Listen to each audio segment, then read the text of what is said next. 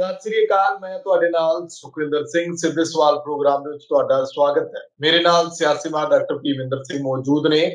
ਅੱਜ ਇੱਕ ਖਾਸ ਦਿਨ ਰਹਿਣ ਵਾਲਾ ਹੈ, ਕਹਿ ਸਕਦੇ ਹਾਂ ਕਿ ਇਤਿਹਾਸਕ ਦਿਨ, ਜਿਹੜਾ ਕਿਸਾਨਾਂ ਦੇ ਵੱਲੋਂ 5 ਸਤੰਬਰ ਤੇ ਕਿਸਾਨਾਂ ਦੀ ਇੱਕ ਵੱਡੀ ਰੈਲੀ ਮਹਾ ਪੰਚਾਇਤ ਕਹਿ ਲਓ ਮੁਜ਼ੱਫਰਨਗਰ ਦੇ ਵਿੱਚ ਅੱਜ ਹੋਣ ਜਾ ਰਹੀ ਹੈ।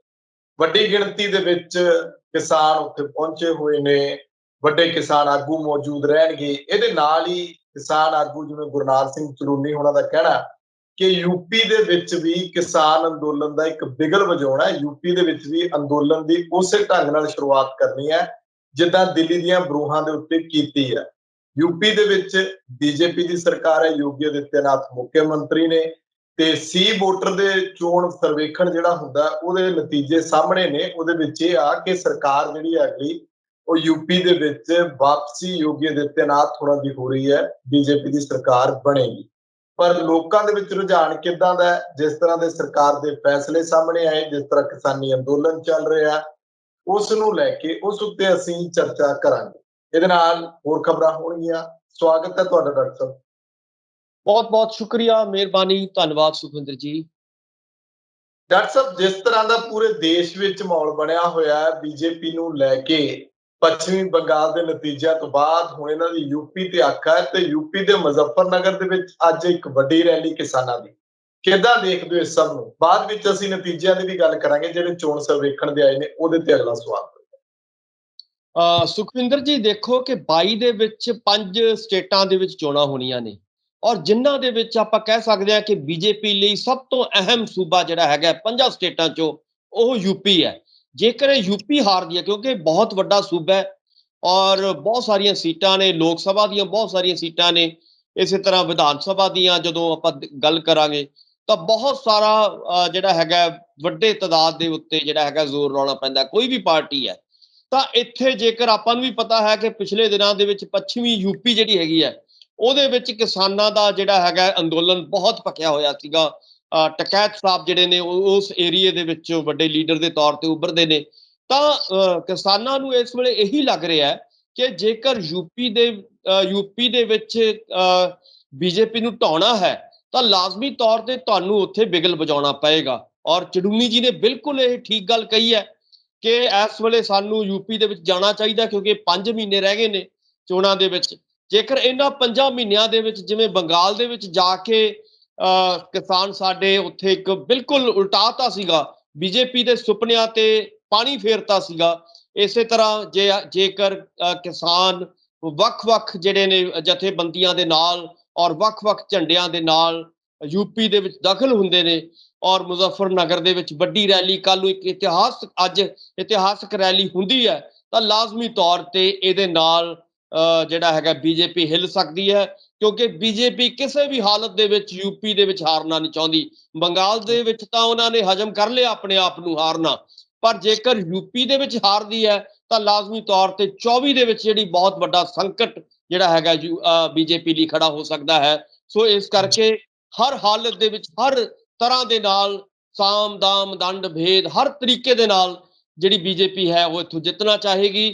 ਪਰ ਦੂਜੇ ਪਾਸੇ ਜਦੋਂ ਅਸੀਂ ਕਿਸਾਨਾਂ ਦੇ ਵਿੱਚ ਉਤਸ਼ਾਹ ਦੀ ਗੱਲ ਕਰਦੇ ਹਾਂ ਤਾਂ ਤੁਸੀਂ ਦੇਖੋਗੇ ਕਿ ਚਾਹੇ ਉਹ ਪੰਜਾਬ ਹੋਵੇ, ਹਰਿਆਣਾ ਹੋਵੇ, ਚਾਹੇ ਯੂਪੀ ਦੇ ਆਪਣੇ ਕਿਸਾਨ ਹੋਣ, ਚਾਹੇ ਉੱਤਰਾਖੰਡ ਹੋਵੇ, ਚਾਹੇ ਇੱਥੋਂ ਤੱਕ ਕਿ ਦੱਖਣ ਦੇ ਜਿਹੜੇ ਕਿਸਾਨ ਨੇ, ਤਾਮਿਲਨਾਡੂ ਤੱਕ ਦੇ ਜਿਹੜੇ ਕਿਸਾਨ ਨੇ, ਉਹ ਇਸ ਰੈਲੀ ਦੇ ਵਿੱਚ ਸ਼ਾਮਿਲ ਹੋ ਰਹੇ ਨੇ। ਔਰ ਮੈਨੂੰ ਲੱਗਦਾ ਕਿ ਹਿੰਦੁਸਤਾਨ ਦੇ ਕੋਨੇ-ਕੋਨੇ ਚੋਂ ਪੰਜਾਬ ਜਿਹੜਾ ਹੈਗਾ ਕਿਸਾਨਾਂ ਦੇ ਜਿਹੜੇ ਜਥੇ ਨੇ ਉਹ ਸ਼ਾਮਿਲ ਹੋਣ ਲਈ ਆ ਰਹੇ ਨੇ।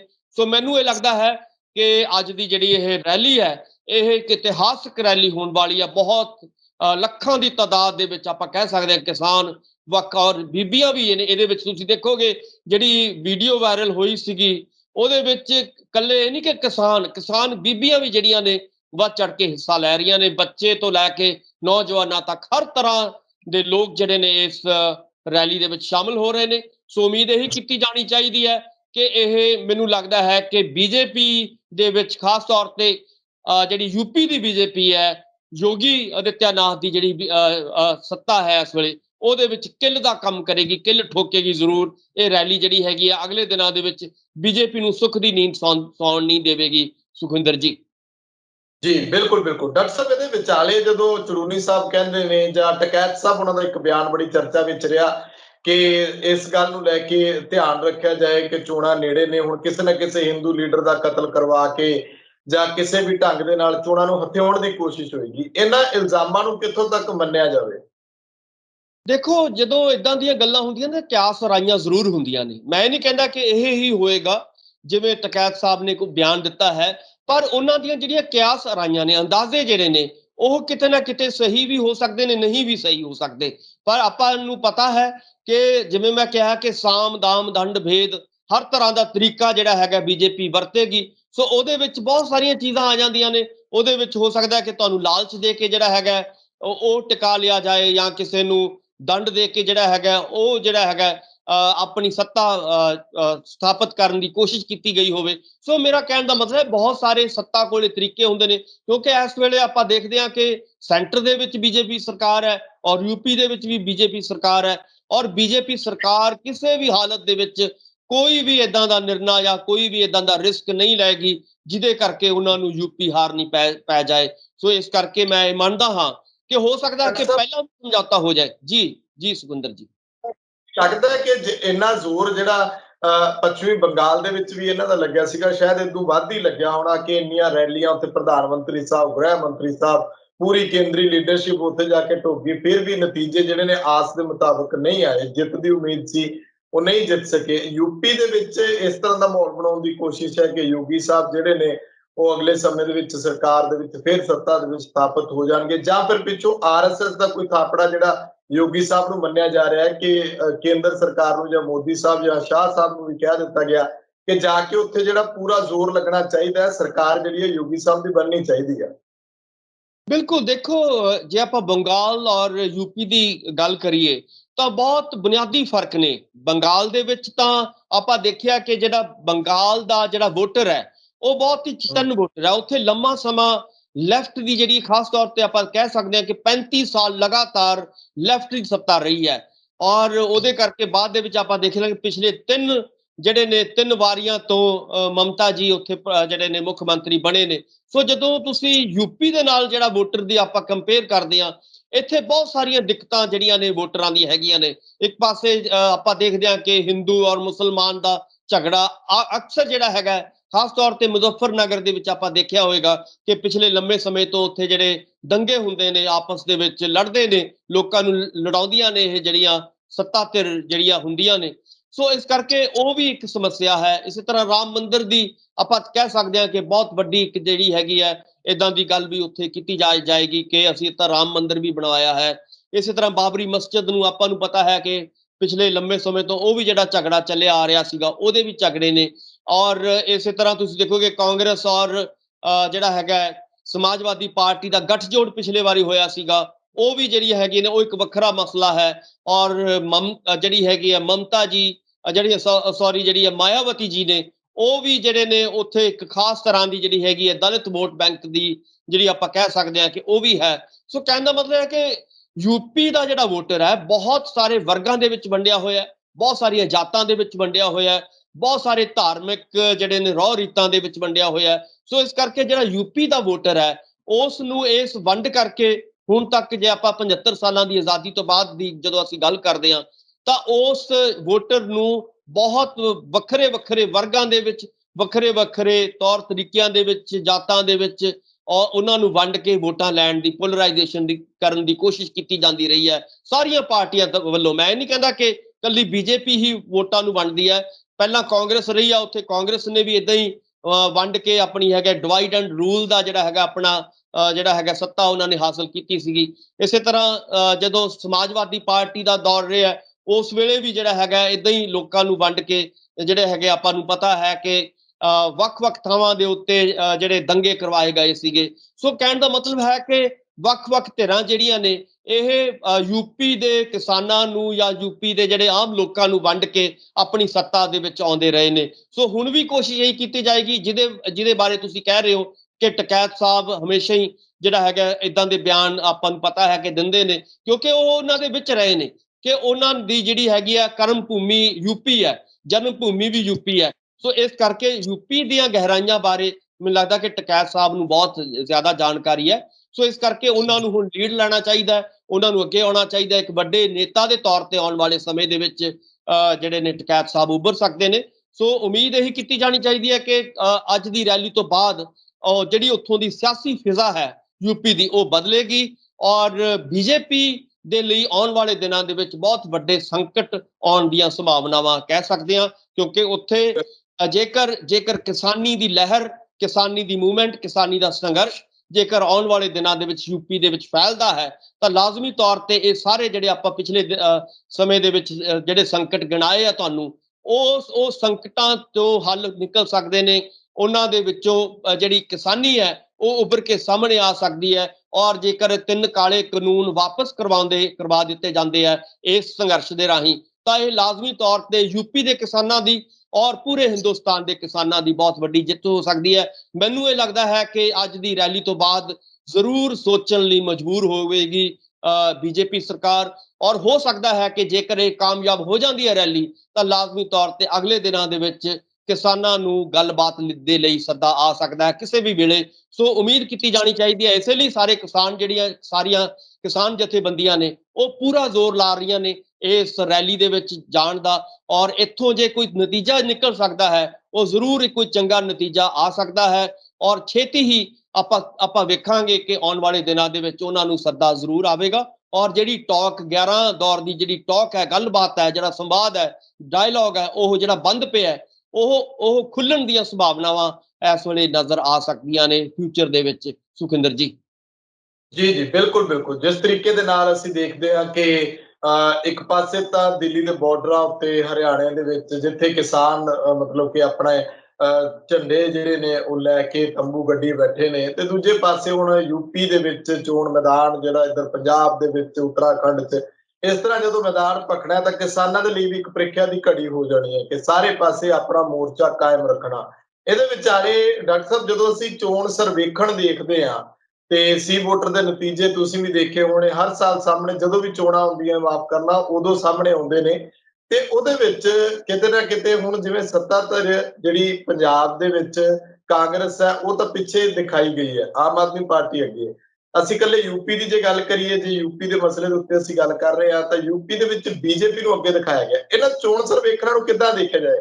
ਕੀ ਇਹ ਇੱਕ ਪਾਸੜ ਜਾਂ ਫਿਰ ਇਹ ਸਰਕਾਰ ਦੇ ਹੱਕ ਵਿੱਚ ਤੁਰਦੇ ਨੇ ਜਿਹੜੀ ਸੱਤਾ ਦੇ ਵਿੱਚ ਹੈ, ਜਾਂ ਫਿਰ 2024 ਦਾ ਇੱਕ ਤਰੀਕੇ ਨਾਲ ਟ੍ਰੇਲਰ ਵਜੋਂ ਪੇਸ਼ ਕੀਤਾ ਗਿਆ? ਸੁਖਵਿੰਦਰ ਜੀ, ਇੱਕ ਐਗਜ਼ਾਮਪਲ ਦੇ ਨਾਲ ਆਪਾਂ ਗੱਲ ਸਮਝਾਂਗੇ। ਪਿਛਲੇ ਵਾਰੀ 17 ਦੇ ਵਿੱਚ ਜਦੋਂ ਚੋਣਾਂ ਹੋ ਰਹੀਆਂ ਸੀ ਪੰਜਾਬ ਦੇ ਵਿੱਚ, ਤਾਂ ਇਹੀ ਸੀ ਵੋਟਰ ਆਮ ਆਦਮੀ ਪਾਰਟੀ ਨੂੰ ਕਿੰਨੀਆਂ ਸੀਟਾਂ ਦੇ ਰਹੇ ਸੀ? 100। ਮਤਲਬ 100 ਸੀਟਾਂ ਆਈਆਂ, ਕਿੰਨੀਆਂ? 20 ਸੀਟਾਂ। ਸੋ ਮਤਲਬ ਇੱਕ ਤਾਂ ਹੁੰਦਾ ਨਾ ਕਿ ਕੋਈ ਨੇੜੇ ਤੇੜੇ ਦਾ ਮਾੜਾ ਮੋਟਾ ਸੱਚ ਜਿਹੜਾ ਹੈਗਾ ਹੋਵੇ, ਫਿਰ ਤਾਂ ਆਪਾਂ ਇਹਨਾਂ ਤੇ ਭਰੋਸਾ ਕਰ ਲਈਏ। ਤੁਸੀਂ ਦੇਖੋਗੇ ਕਿ ਜੇਕਰ ਉਹ ਇਹਨਾਂ ਦਾ ਜਿਹੜਾ ਸਰਵੇ ਹੈ ਉਹ ਬਿਲਕੁਲ ਹੀ ਵੱਖਰਾ ਹੋ ਸਕਦਾ ਹੈ, ਬਿਲਕੁਲ ਹੀ ਉਹਦੇ ਜ਼ੀਰੋ ਹੋ ਸਕਦਾ ਹੈ, ਤਾਂ ਇਹ ਸਰਵੇ ਆਪਾਂ ਕਿਵੇਂ ਮੰਨ ਲਈਏ ਕਿ ਯੂਪੀ ਦੇ ਵਿੱਚ ਦੁਬਾਰਾ ਜਿਹੜੀ ਹੈਗੀ ਹੈ ਸਰਕਾਰ ਬੀਜੇਪੀ ਦੀ ਆ ਜਾਏਗੀ? ਉਹਦੇ ਵੱਡੇ ਕਾਰਨ ਇਹ ਨੇ, ਚਾਹੇ ਤੁਸੀਂ ਪਿਛਲੇ ਦਿਨਾਂ ਦੇ ਵਿੱਚ ਤੁਸੀਂ ਦੇਖਿਆ ਹੋਵੇਗਾ ਕਿ ਜਦੋਂ ਕਰੋਨਾ ਦਾ ਦੌਰ ਚੱਲ ਰਿਹਾ ਸੀਗਾ, ਕਿਵੇਂ ਲਾਸ਼ਾਂ ਗੰਗਾ ਦੇ ਵਿੱਚ ਜਿਹੜੀਆਂ ਸੀਗੀਆਂ ਮਿਲੀਆਂ ਸੀਗੀਆਂ, ਔਰ ਉਹਦੇ ਕਰਕੇ ਬੀਜੇਪੀ ਸਰਕਾਰ ਦੀ ਜਿਹੜੀ ਹੈਗੀ ਆ ਬਹੁਤ ਜ਼ਿਆਦਾ ਹੇਠੀ ਹੋਈ ਸੀਗੀ, ਔਰ ਲੋਕਾਂ ਨੇ ਜਿਹੜਾ ਹੈਗਾ ਬੀਜੇਪੀ ਸਰਕਾਰ ਦੇ ਉੱਤੇ ਬਹੁਤ ਤਾਨੇ ਮਿਹਣੇ ਕਸੇ ਸੀਗੇ। ਉਸ ਵੇਲੇ ਤੋਂ ਲੈ ਕੇ ਤੁਸੀਂ ਦੇਖੋਗੇ ਪਿਛਲੇ ਲੰਮੇ ਸਮੇਂ ਤੋਂ ਜਦੋਂ ਅਸੀਂ ਦੇਖਦੇ ਹਾਂ ਬੀਜੇਪੀ ਦੇ ਜਿਹੜਾ ਸੱਤਾ ਹੈ, ਯੋਗੀ ਆਦਿੱਤਿਆਨਾਥ ਦੀ ਜਿਹੜੀ ਸੱਤਾ ਹੈ, ਉਹ ਕੋਈ ਬਹੁਤੀ ਇਦਾਂ ਦੀ ਕੋਈ ਕਾਰਗੁਜ਼ਾਰੀ ਨਹੀਂ ਕਰ ਪਾਈ ਜਿਹਦੇ ਕਰਕੇ ਉਹ ਕਹੇ ਕਿ ਉਹਨਾਂ ਦਾ ਦੁਬਾਰਾ ਜਿਹੜੇ ਉੱਥੋਂ ਦੇ ਲੋਕ ਨੇ ਉਹਨਾਂ ਦੇ ਉੱਤੇ ਭਰੋਸਾ ਕਰ ਸਕਣ। ਸੋ ਮੈਨੂੰ ਇਹ ਲੱਗਦਾ ਹੈ ਕਿ ਜਿਹੜੇ ਇਹ ਵੋਟਰ ਜਾਂ ਜਿਹੜੇ ਸਰਵੇ ਹੁੰਦੇ ਨੇ ਇਦਾਂ ਦੇ, ਤਾਂ ਇਹ ਬਿਲਕੁਲ ਮੈਨੂਪਲੇਟਡ ਹੁੰਦੇ ਨੇ। ਜਿਹੜੇ ਲੋਕ ਜਿਹੜੇ ਨੇ ਪੈਸੇ ਦੇ ਕੇ ਕਰਵਾਉਂਦੇ ਨੇ, ਔਰ ਜਿਨ੍ਹਾਂ ਨੇ ਪੈਸਾ ਦਿੱਤਾ ਹੁੰਦਾ ਜ਼ਿਆਦਾ, ਉਹਨਾਂ ਦੇ ਪੱਖ ਦੇ ਵਿੱਚ ਇਦਾਂ ਦੀ ਜਿਹੜਾ ਹੈਗਾ ਨਤੀਜੇ ਕੱਢ ਦਿੱਤੇ ਜਾਂਦੇ ਨੇ। ਸੋ ਮੈਨੂੰ ਨਹੀਂ ਲੱਗਦਾ ਕਿ ਯੂਪੀ ਦੇ ਵਿੱਚ ਦੁਬਾਰਾ ਜਿਹੜੀ ਹੈਗੀ ਬੀਜੇਪੀ ਆਉਣ ਦੀਆਂ ਸੰਭਾਵਨਾਵਾਂ ਨਜ਼ਰ ਆ ਰਹੀਆਂ ਨੇ। ਪਰ ਜਦੋਂ ਅਸੀਂ ਦੂਜੇ ਪਾਸੇ ਦੇਖਦੇ ਹਾਂ ਤਾਂ ਲਾਜ਼ਮੀ ਤੌਰ ਤੇ ਇੱਕ ਪਾਸੇ ਸਮਾਜਵਾਦੀ ਪਾਰਟੀ ਹੈ, ਪਾਸੇ ਕਾਂਗਰਸ ਹੈ, ਔਰ ਇੱਕ ਪਾਸੇ ਮਾਇਆਵਤੀ ਦੀ ਪਾਰਟੀ ਹੈ। ਜਾਂ ਹੁਣ ਜੇਕਰ ਆਉਣ ਵਾਲੇ ਦਿਨਾਂ ਦੇ ਵਿੱਚ, ਕਿਉਂਕਿ 5 ਮਹੀਨਿਆਂ 'ਚ ਬਹੁਤ ਸਾਰੀਆਂ ਚੀਜ਼ਾਂ ਬਦਲਣੀਆਂ ਨੇ, ਇਹ ਨਹੀਂ ਹੈ ਕਿ ਇਹ ਜਿਹੜੇ ਨਤੀਜੇ ਨੇ, ਜਿਹੜੇ ਸੀ ਵੋਟਰ ਦੇ ਸਰਵੇ ਨੇ, ਇਹ ਕੋਈ ਇਹੀ ਰਹਿਣਗੇ। ਆਉਣ ਵਾਲੇ ਦਿਨਾਂ ਦੇ ਵਿੱਚ ਤੁਸੀਂ ਦੇਖੋਗੇ ਕਿ ਜੇਕਰ ਇਹ ਸੰਘਰਸ਼ ਫੈਲਦਾ ਹੈ ਯੂਪੀ ਦੇ ਵਿੱਚ, ਔਰ ਯੂਪੀ ਦੇ ਪਿੰਡਾਂ 'ਚ ਚਲਾ ਜਾਂਦਾ ਹੈ, ਪੱਛਮੀ ਯੂਪੀ ਤੋਂ ਬਾਅਦ ਅੱਗੇ ਜਾ ਕੇ, ਤੁਸੀਂ ਦੇਖੋਗੇ ਤਾਂ ਲਾਜ਼ਮੀ ਤੌਰ ਤੇ ਇਹਦੇ ਨਤੀਜੇ ਵੱਖਰੇ ਹੋ ਸਕਦੇ ਨੇ। ਮੈਂ ਕਹਾਂ ਕਿ ਹੋ ਸਕਦਾ ਹੈ ਕਿ ਯੂਪੀ ਦੇ ਵਿੱਚ ਪਹਿਲਾ ਜਿਹੜਾ ਹੈਗਾ ਜੜ੍ਹਾਂ ਜਿਹੜੀਆਂ ਨੇ ਉਹ ਖਤਮ ਹੋ ਸਕਦੀਆਂ ਨੇ, ਔਰ ਪਹਿਲਾ ਸਟੇਟ ਹੋ ਸਕਦਾ ਹੈ ਜਿਹਦੇ ਵਿੱਚ ਇਹ ਯੂਪੀ ਦੇ ਵਿੱਚੋਂ ਬੀਜੇਪੀ ਨੂੰ ਬਿਲਕੁਲ ਸਫਾਇਆ ਕੀਤਾ ਜਾ ਸਕਦਾ ਹੈ। ਸੋ ਮੈਨੂੰ ਇਹ ਲੱਗਦਾ ਹੈ ਕਿ ਆਉਣ ਵਾਲੇ ਦਿਨਾਂ ਦੇ, ਕਿਉਂਕਿ 5 ਮਹੀਨੇ ਨੇ ਔਰ ਪਹਿਲੀ ਰੈਲੀ ਅੱਜ, ਪਹਿਲੀ ਰੈਲੀ ਨੇ ਹੀ ਇਹ ਜਿਹੜਾ ਹੈਗਾ ਸਾਬਤ ਕਰ ਦੇਣਾ ਕਿ ਆਉਣ ਵਾਲਾ ਭਵਿੱਖ ਜਿਹੜਾ ਹੈਗਾ ਹੁਣ ਬੀਜੇਪੀ ਦੀ ਇੱਥੋਂ ਮੈਨੂੰ ਲੱਗਦਾ ਕਿ ਬੋਰੀਆ ਬਿਸਤਰਾ ਜਿਹੜਾ ਹੈਗਾ ਉਹ ਗੋਲ ਹੋਣ ਵਾਲਾ ਹੈ ਆਉਣ ਵਾਲੇ ਦਿਨਾਂ ਦੇ ਵਿੱਚ। ਸੋ ਸੰਭਾਵਨਾਵਾਂ ਇਦਾਂ ਦੀਆਂ ਜ਼ਿਆਦਾ ਨਜ਼ਰ ਆਉਂਦੀਆਂ ਨੇ। ਸੀ ਵੋਟਰ ਦਾ ਜਿਹੜਾ ਸਰਵੇ ਹੈ ਉਹ ਕੋਈ ਬਹੁਤ ਉਹਦੇ ਵਿੱਚ ਸੱਚਾਈ ਨਜ਼ਰ ਨਹੀਂ ਆ ਰਹੀ ਸੁਖਿੰਦਰ ਜੀ। ਜੀ ਬਿਲਕੁਲ। ਆਪਣਾ ਆਖਰੀ ਸਵਾਲ ਹੈ ਡਾਕਟਰ ਸਾਹਿਬ ਕਿ ਕਿੱਦਾਂ ਦੇਖਦੇ ਹੋ ਇੱਧਰ ਪੰਜਾਬ ਦੇ ਵਿੱਚ ਅਸ਼ਵਨੀ ਸ਼ਰਮਾ ਜਿਹੜੇ ਭਾਜਪਾ ਦੇ ਪ੍ਰਧਾਨ ਨੇ ਪੰਜਾਬ ਦੇ, ਉਹ ਕਹਿੰਦੇ ਕਿ ਜਿਹੜੇ ਹਾਲ ਮੋਗਾ ਦੇ ਵਿੱਚ ਜੋ ਕੁਝ ਹੋਇਆ, ਅਸੀਂ ਤੇ ਪਹਿਲਾਂ ਹੀ ਕਹਿੰਦੇ ਸੀ ਕਿ ਪੰਜਾਬ ਦੇ ਵਿੱਚ ਇਸ ਤਰੀਕੇ ਨਾਲ ਮਾਹੌਲ ਖਰਾਬ ਕਰਨ ਦੀ ਕੋਸ਼ਿਸ਼ ਹੈ, ਇਹਨਾਂ ਤੇ ਲਗਾਮ ਕੱਸੋ, ਜਿਹੜੇ ਆ ਕੇ ਵਿਰੋਧ ਪ੍ਰਦਰਸ਼ਨ ਕਰਦੇ ਨੇ ਟਕਰਾਅ ਦੀ ਸਥਿਤੀ ਬਣਦੀ ਹੈ। ਸਾਡੇ ਨਾਲ ਵੀ ਕਹਿੰਦੇ ਬਹੁਤ ਕੁਝ ਹੋਇਆ, ਹੁਣ ਕਹਿੰਦੇ ਆਪ ਦੇ ਨਾਲ ਹੋਇਆ ਤਾਂ ਇਹਨਾਂ ਨੂੰ ਪਤਾ ਲੱਗਦਾ ਹੈ। ਜੇ ਸਰਕਾਰਾਂ ਦੇ ਨਾਲ ਬੀਤਦਾ ਹੈ, ਜੇ ਅਕਾਲੀ ਦਲ ਦਾ ਘਿਰਾਓ ਹੁੰਦਾ ਹੈ ਜਾਂ ਕਾਂਗਰਸੀਆਂ ਦਾ ਹੁੰਦਾ ਜਾਂ ਆਮ ਆਦਮੀ ਪਾਰਟੀ ਦਾ ਹੁੰਦਾ, ਕਹਿੰਦੇ ਨਿਸ਼ਾਨਾ ਸਾਨੂੰ ਬਣਾ ਕੇ ਇਸ ਬਹਾਨੇ ਪੰਜਾਬ ਦਾ ਮਾਹੌਲ ਖਰਾਬ ਕਰਨਾ ਸੀ।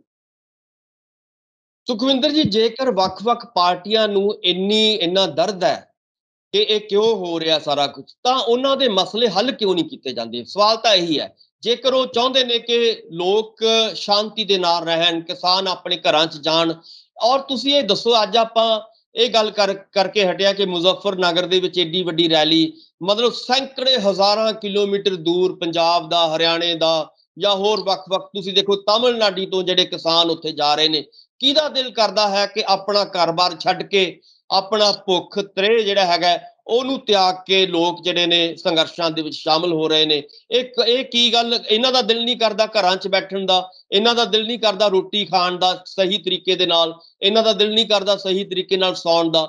ਸੋ ਇੱਕ ਪਾਸੇ ਤਾਂ ਇਹ ਲੋਕ ਨੇ ਜਿਹੜੇ ਦਿਨ ਰਾਤ ਇੱਕ ਕਰਕੇ ਸੰਘਰਸ਼ ਕਰ ਰਹੇ ਨੇ, ਇੱਕ ਪਾਸੇ ਸਾਡੀਆਂ ਪੋਲੀਟੀਕਲ ਪਾਰਟੀਆਂ ਨੇ ਜਿਨ੍ਹਾਂ ਦਾ ਏਜੰਡਾ ਕੀ ਹੈ ਕਿ ਕਿਵੇਂ ਨਾ ਕਿਵੇਂ ਵੋਟ ਬੈਂਕ ਜਿਹੜਾ ਲਿਆ ਜਾਵੇ ਔਰ ਲੋਕਾਂ ਦੇ ਵਿੱਚ ਜਾਇਆ ਜਾਵੇ। ਕਿਸ ਲਈ? ਕਿਉਂਕਿ ਅਸੀਂ ਵੋਟਾਂ ਲੈਣੀਆਂ ਨੇ। ਸੋ ਇਹ ਮੈਨੂੰ ਲੱਗਦਾ ਹੈ ਕਿ ਸ਼ਰਮ ਹੋਣੀ ਚਾਹੀਦੀ ਹੈ ਅੱਜ ਜਦੋਂ ਸਾਡਾ ਕਿਸਾਨ, ਸਾਡਾ ਅੰਨਦਾਤਾ ਭੁੱਖਣ ਭਾਣਾ ਜਿਹੜਾ ਹੈਗਾ ਉਹ ਸੜਕਾਂ ਤੇ ਬੈਠਾ ਹੈ, ਉਹ ਵੱਖ-ਵੱਖ ਰੈਲੀਆਂ 'ਚ ਜਾ ਰਿਹਾ ਹੈ, ਉਹ ਮਤਲਬ ਆਪਣੇ ਸੈਂਕੜੇ ਕਿਲੋਮੀਟਰ ਦੂਰ ਆਪਣੇ ਜਿਹੜਾ ਹੈਗਾ ਮੁਜ਼ੱਫਰਨਗਰ ਦੇ ਵਿੱਚ ਜਾ ਕੇ ਰੈਲੀਆਂ ਕਰ ਰਿਹਾ ਹੈ। ਸੋ ਇੱਕ ਪਾਸੇ ਤਾਂ ਮੈਂ ਕਹਿਣ ਦਾ ਕੋਸ਼ਿਸ਼ ਇਹੀ ਕਰ ਰਿਹਾ ਕਿ ਪੋਲੀਟੀਕਲ ਪਾਰਟੀਆਂ ਨੂੰ ਕਿਸਾਨਾਂ ਬਾਰੇ ਵੀ ਸੋਚਣਾ ਚਾਹੀਦਾ ਹੈ ਕਿ 75 ਸਾਲਾਂ ਦੀ ਆਜ਼ਾਦੀ ਤੋਂ ਬਾਅਦ ਜਦੋਂ ਅਸੀਂ ਦੇਖਦੇ ਹਾਂ ਤਾਂ ਕਿਸਾਨਾਂ ਨੂੰ ਕੀ ਮਿਲਿਆ? ਇਹੀ ਕਾਲੇ ਕਾਨੂੰਨ ਹੀ ਮਿਲੇ ਨੇ।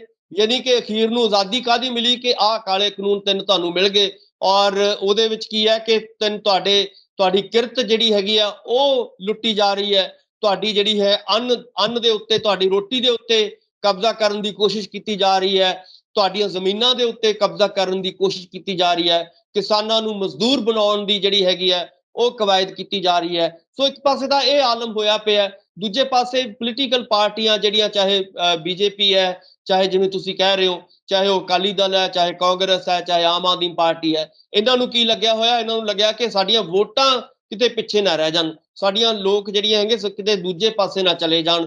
ਸੋ ਕਹਿਣ ਦਾ ਮਤਲਬ ਇਹੀ ਹੈ ਕਿ ਅੱਜ ਪੋਲੀਟੀਕਲ ਪਾਰਟੀਆਂ ਨੂੰ ਇਹ ਸੋਚਣਾ ਬਣਦਾ ਹੈ ਕਿ ਕਿਸਾਨ ਕੋਈ ਸੁੱਖ ਦੇ ਨਾਲ ਜਾਂ ਖੁਸ਼ੀ ਇਦਾਂ ਅੰਦੋਲਨਾਂ 'ਚ ਭਾਗ ਨਹੀਂ ਲੈ ਰਹੇ, ਇਦਾਂ ਸੜਕਾਂ ਤੇ ਨਹੀਂ ਆ ਰਹੇ। ਉਹਨਾਂ ਦੇ ਦਿਲ ਦੇ ਅੰਦਰ ਦਰਦ ਨੇ, ਉਹਨਾਂ ਦਾ ਡਰ ਹੈ ਅੰਦਰੋਂ, ਉਹਨਾਂ ਦੇ ਵਿੱਚ ਵਿਰੋਧ ਹੈ, ਉਹਨਾਂ ਦੇ ਵਿੱਚ ਜਿਹੜੀ ਹੈਗੀ ਨਿਰਾਸ਼ਾ ਦੀ ਚਿਣਗ ਹੈ। ਸੋ ਉਸ ਨਿਰਾਸ਼ਾ ਕਰਕੇ ਜਿਹੜੀਆਂ ਹੈਗੇ ਸਾਰੀਆਂ ਚੀਜ਼ਾਂ ਵਾਪਰ ਰਹੀਆਂ ਨੇ। ਜਾਂ ਤਾਂ ਤੁਸੀਂ ਉਹਨਾਂ ਦਾ ਹੱਲ ਕਰੋ ਕੋਈ, ਜਾਂ ਤਾਂ ਉਹਨਾਂ ਦੀਆਂ ਸਮੱਸਿਆਵਾਂ ਹੱਲ ਕਰਕੇ ਤੁਸੀਂ, ਜੇ ਬੀਜੇਪੀ ਨੂੰ ਇੰਨਾ ਦਰਦ ਹੈ ਜਾਂ ਉਹਨਾਂ ਨੂੰ ਇਹਨਾਂ ਗੱਲਾਂ ਆਉਂਦੀਆਂ ਨੇ ਤਾਂ ਲਾਜ਼ਮੀ ਤੌਰ ਤੇ ਬੀਜੇਪੀ ਜਿਹੜੀ ਹੈਗੀ ਹੈ ਮੋਦੀ ਸਾਹਿਬ ਤੇ ਪ੍ਰੈਸ਼ਰ ਬਣਾਏ ਨਾ ਕਿ ਭਾਈ ਅਸੀਂ ਤੁਹਾਡੀ ਗੱਲਬਾਤ ਕਰਾਉਣਾ ਚਾਹੁੰਦੇ ਹਾਂ। ਜਿਹੜੀ 11 ਵਾਰ ਦੀ ਜਿਹੜੀ ਗੱਲਬਾਤ ਹੈ ਉਹ ਜੇ ਅੱਜ ਰੁਕੀ ਹੋਈ ਹੈ ਤਾਂ 12ਵੀਂ ਵਾਰੀ ਗੱਲ ਕਿਉਂ ਨਹੀਂ ਕਰਦੇ? ਜਿਹੜੇ ਬੀਜੇਪੀ ਵਾਲੇ ਜਾਂ ਮੋਦੀ ਸਾਹਿਬ ਇਹ ਗੱਲ ਕਹਿੰਦੇ ਸੀਗੇ ਕਿ ਮੈਂ ਇੱਕ ਫੋਨ ਕਾਲ ਦੀ ਦੂਰੀ ਤੇ ਆ, ਜਦੋਂ ਮਰਜ਼ੀ ਫੋਨ ਕਾਲ ਕਰ ਲਓ, ਤਾਂ ਕਿਉਂ ਨਹੀਂ ਇਹ ਬੀਜੇਪੀ ਵਾਲੇ ਪ੍ਰੈਸ਼ਰ ਬਣਾਉਂਦੇ ਕਿ ਤੁਸੀਂ ਫੋਨ ਕਰੋ? ਮੋਦੀ ਸਾਹਿਬ ਨੂੰ ਕਿਉਂ ਨਹੀਂ ਕਹਿੰਦੇ? ਗੱਲਬਾਤ ਕਿਉਂ ਨਹੀਂ ਤੁਰਦੀ ਅੱਗੇ? ਸੋ ਮੈਨੂੰ ਇਹ ਲੱਗਦਾ ਹੈ ਕਿ ਬੀਜੇਪੀ ਵਾਲਿਆਂ ਨੂੰ ਬਜਾਏ ਇੱਕ ਦੂਜੇ ਦੇ ਬਾਰੇ ਕਹਿਣ ਤੇ ਸਗੋਂ ਮੋਦੀ ਸਾਹਿਬ ਦੇ ਉੱਤੇ, ਬੀਜੇਪੀ ਸਰਕਾਰ ਦੇ ਉੱਤੇ ਪ੍ਰੈਸ਼ਰ ਬਣਾਉਣਾ ਚਾਹੀਦਾ ਹੈ ਔਰ ਇਹ ਮਸਲਾ ਹੱਲ ਆਉਣਾ ਚਾਹੀਦਾ ਹੈ ਤਾਂ ਕਿ ਇਹ ਜਿਹੜੇ ਕਿਸਾਨ ਨੇ ਇਹ ਵਿਚਾਰੇ ਆਪਣੇ ਘਰਾਂ ਨੂੰ ਜਾਣ। ਇਹਨਾਂ ਦਾ ਕਿਹੜਾ ਦਿਲ ਕਰਦਾ ਹੈ ਇੱਥੇ ਆਉਣ ਦਾ। ਸੋ ਇਸ ਕਰਕੇ ਮੈਂ ਇਹੀ ਕਹਿਣਾ ਚਾਹੁੰਦਾ ਕਿ ਇਦਾਂ ਦੀ ਬਿਆਨਬਾਜ਼ੀ ਤੋਂ ਰੋਕਿਆ ਜਾਏ। ਔਰ ਇਦਾਂ ਦੀ ਬਿਆਨਬਾਜ਼ੀ ਕੀ ਕਰਦੀ ਹੈ ਕਿ ਆਪਸ ਦੇ ਵਿੱਚ ਫੁੱਟ ਪਾਉਂਦੀ ਹੈ, ਸਮਾਜ ਦੇ ਵਿੱਚ ਇੱਕ ਦੂਜੇ ਨੂੰ ਲੜਨ ਦਾ ਜਿਹੜਾ ਹੈ ਮਾਹੌਲ ਤਿਆਰ ਕੀਤਾ ਜਾ ਰਿਹਾ ਹੈ। ਸੋ ਇਹ ਉਹਦੇ ਬਜਾਏ ਜਿਹੜਾ ਹੈਗਾ ਕਿਸਾਨਾਂ ਦੇ ਮਸਲੇ ਹੱਲ ਹੋਣ, ਇਹ 3 ਕਾਲੇ ਕਾਨੂੰਨ ਵਾਪਸ ਹੋਣ ਔਰ ਇੱਕ ਨਵਾਂ ਜਿਹੜਾ MSP ਵਾਲਾ ਕਾਨੂੰਨ ਕੋਸ਼ਿਸ਼ ਕਰ ਰਹੇ ਨੇ ਜਿਹੜੇ ਕਿਸਾਨ ਬਣਵਾਉਣ ਦੀ, ਉਹ ਜਿਹੜਾ ਹੈਗਾ ਕਾਨੂੰਨ ਬਣੇ ਤਾਂ ਮਸਲਾ ਹੱਲ ਹੋ ਜਾਏਗਾ, ਤਾਂ ਆਪਣੇ ਆਪ ਹੀ ਇਹ ਵਾਪਸ ਚਲੇ ਜਾਣਗੇ, ਤਾਂ ਆਪਣੇ ਆਪ ਹੀ ਸਾਰੇ ਮਸਲੇ ਹੱਲ ਹੋ ਜਾਣਗੇ। ਸੋ ਬਜਾਏ ਇੱਕ ਦੂਜੇ ਨੂੰ ਲੜਾਉਣ ਦੇ, ਇੱਕ ਦੂਜੇ ਦੇ ਉੱਤੇ ਤਾਨੇ ਕਸਣ ਦੇ, ਇਹ ਮਸਲੇ ਹੱਲ ਕਰਨ ਦੀ ਲੋੜ ਹੈ ਇਸ ਵੇਲੇ, ਨਾ ਕਿ ਉਲਝਾਉਣ ਦੀ। ਸੁਖਵਿੰਦਰ ਜੀ ਜੀ ਸ਼ੁਕਰੀਆ ਡਾਕਟਰ ਸਾਹਿਬ, ਧੰਨਵਾਦ ਤੁਹਾਡਾ। ਬਹੁਤ ਬਹੁਤ ਸ਼ੁਕਰੀਆ, ਮਿਹਰਬਾਨੀ, ਧੰਨਵਾਦ ਜੀ। ਸੋ ਸਿੱਧੇ ਸਵਾਲ ਪ੍ਰੋਗਰਾਮ ਦੇ ਵਿੱਚ ਫਿਲਹਾਲ ਦੇ ਲਈ ਇੰਨਾ ਹੀ। ਅੱਜ ਮੁਜ਼ੱਫਰਨਗਰ ਦੇ ਵਿੱਚ ਕਿਸਾਨਾਂ ਦੀ ਰੈਲੀ ਹੋਣ ਵਾਲੀ ਹੈ। ਇਸ ਰੈਲੀ ਦੇ ਉੱਤੇ ਸਭ ਦੀਆਂ ਨਿਗਾਹਾਂ ਟਿਕੀਆਂ, ਤਮਾਮ ਸਿਆਸਤ ਦੀਆਂ, ਸਿਆਸਤਦਾਨਾਂ ਦੀਆਂ, BJP ਤੋਂ ਲੈ ਕੇ ਕਾਂਗਰਸ ਤੱਕ ਸਭ ਇਸ ਉੱਤੇ ਨਜ਼ਰ ਰੱਖ ਰਹੇ ਨੇ ਕਿ ਇਹਦੇ ਨਾਲ ਕਿੱਦਾਂ ਦੇ ਅਸਰ UP ਦੀ ਪੋਲਿਟਿਕਸ ਜਾਂ ਉਸ ਤੋਂ ਬਾਅਦ ਦੇਸ਼ ਦੀ ਪੋਲਿਟਿਕਸ ਉੱਤੇ ਪੈਣਗੇ। ਤੁਸੀਂ ਆਪਣੇ ਵਿਚਾਰ ਕਮੈਂਟ ਜ਼ਰੂਰ ਕਰਿਓ, ਸਾਡੇ ਚੈਨਲ ਨੂੰ ਸਬਸਕ੍ਰਾਈਬ ਕਰੋ। ਮੈਨੂੰ ਇਜਾਜ਼ਤ ਦਿਓ, ਧੰਨਵਾਦ।